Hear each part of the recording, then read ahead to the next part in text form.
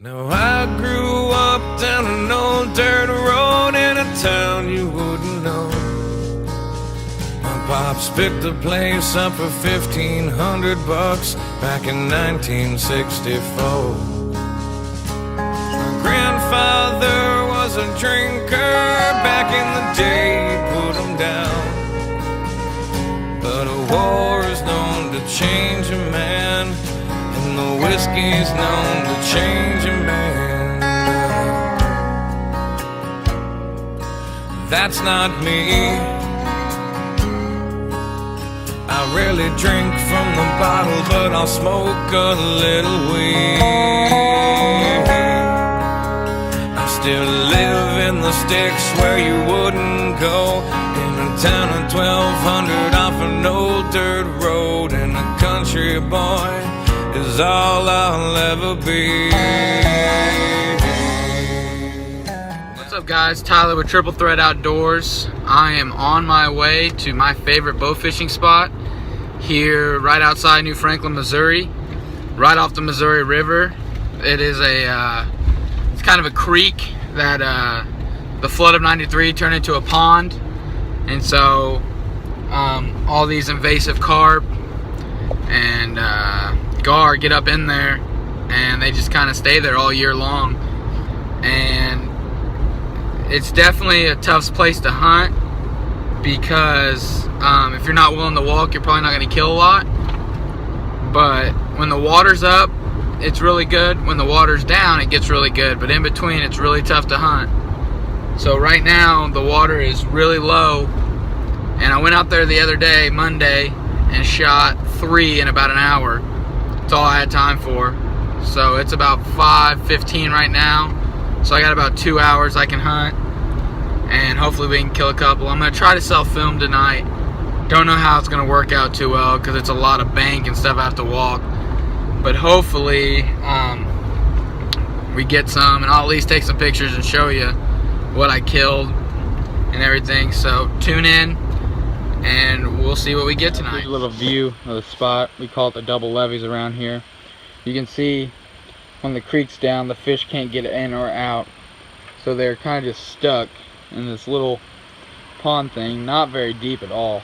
But most of the carp and stuff stay way out in the middle or on the banks, so when the water's up, you can't walk it and get to them, and so you just got to get lucky. But we shoot a lot of gar around here, and then if you come to the other side, it's where the creek starts back up again. And when the water's up and we can't walk the banks, we walk these banks, and we usually can shoot a bunch of grassies and a bunch of silver carp. And we've seen some big gar out of here. I've killed the biggest gar to date from this place, and you know, it's got some really good fish in it. The problem is just getting to it. So we're gonna try to get to it today, see what we can kill. So wish us luck. Right here's one of my favorite spots. I kill a lot of carp through here. Only problem is they're usually about 15 yards out here, and it's flat, so it's hard to see them. So usually you can see the wakes they're making with their mouths, those circles, and you just kind of have to aim and guess where they're at. So it's really difficult, but you know, if you can shoot them, you can shoot just about anything. So we're gonna walk this bank a little bit, see if we can't shoot a couple grassies or maybe even some carp. And actually, I see a big grassie over there, so we're gonna put the stalk on, see if we can. Guys, we can see my mud prints, and I fell in right about there, pretty soaked and stuff and muddy. You can see my equipment strung out everywhere.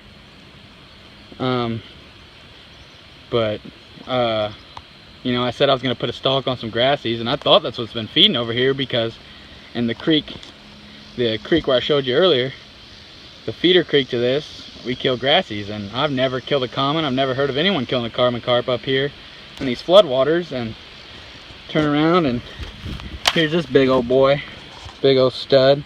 I don't know what he weighs. I'm gonna get him weighed when I get up there, but I'm going to actually walk this bank, keep fishing, and try to clean some of this mud off, see if I can't stick another, I guess, common carp that's been feeding over here. So wish us luck. We're gonna keep going, hopefully kill some more. I was sitting here, just got done taking the video of the other fish I killed, and I look up, and about 10 yards off the bank, there's another one swimming, and Shot at him, smoked him. Another common.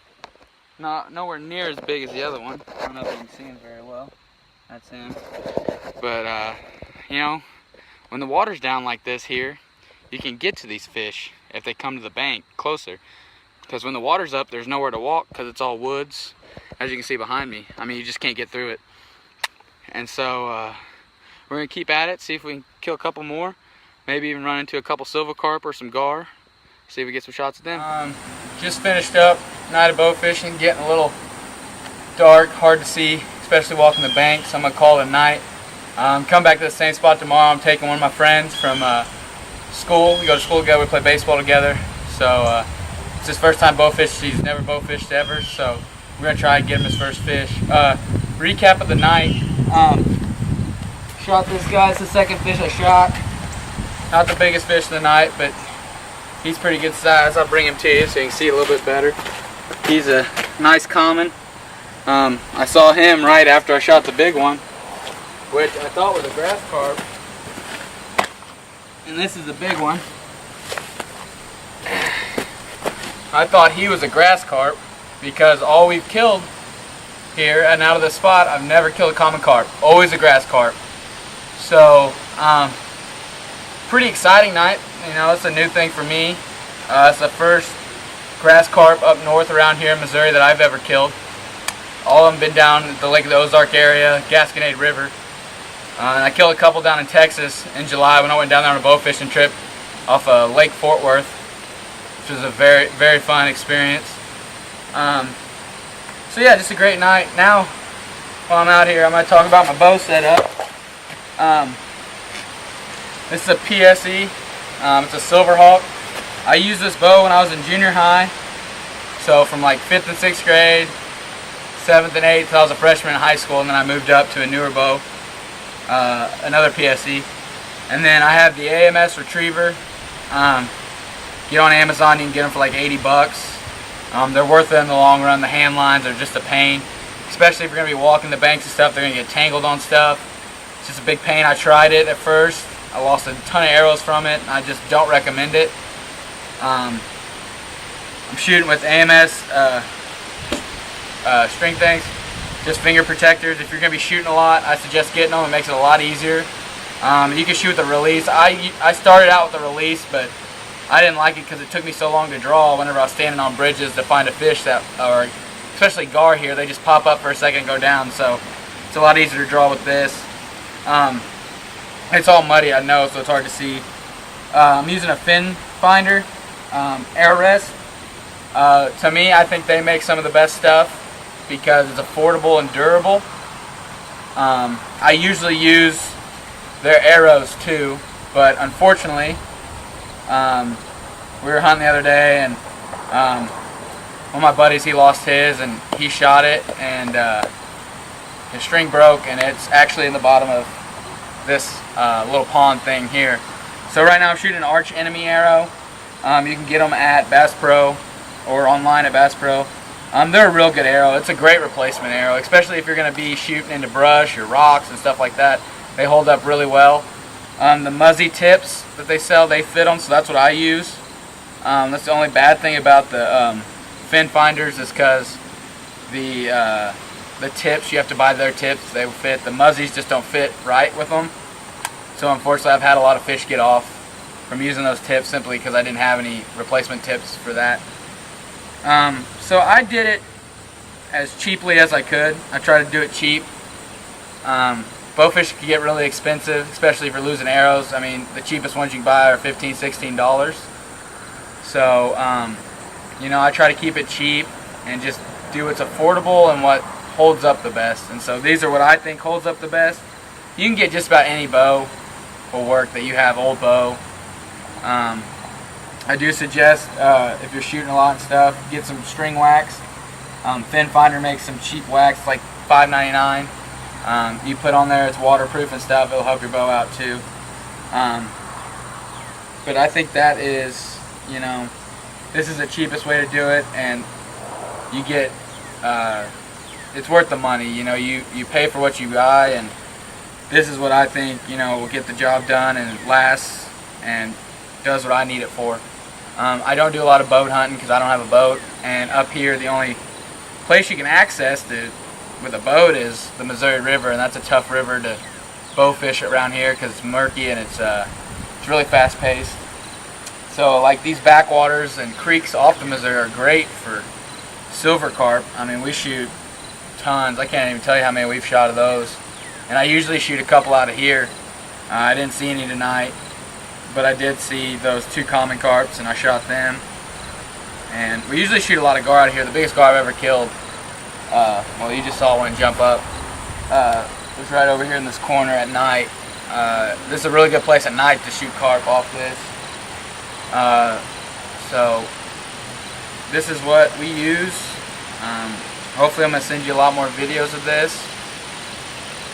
I'll have footage of us taking my friend out tomorrow. I'll actually be running the camera, so we'll actually see him shoot them. Sorry I didn't get any tonight of me shooting them because it's just really tough doing it myself. I don't have the camera mount for my bow, but with as much mud and stuff as I get into, it's really hard to put my phone on there and risk it getting wet and stuff.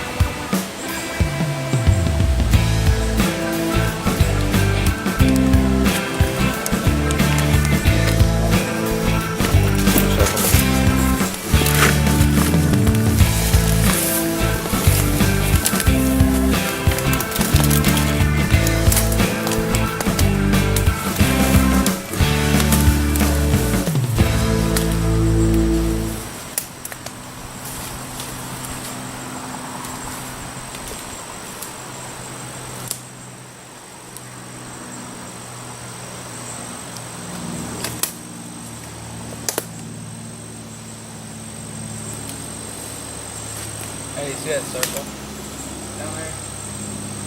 The constant little quake? That's an Asian carp. So we'll go think up, try to shoot him.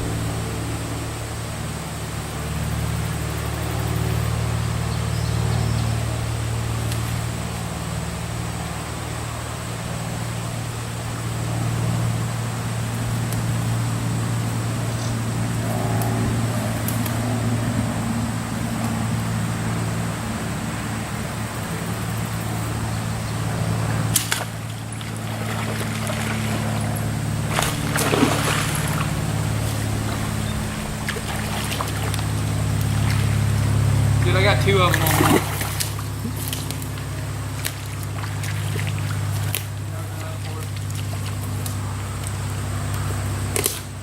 That's awesome. Oh. Now that is some cool stuff. 2 silvers.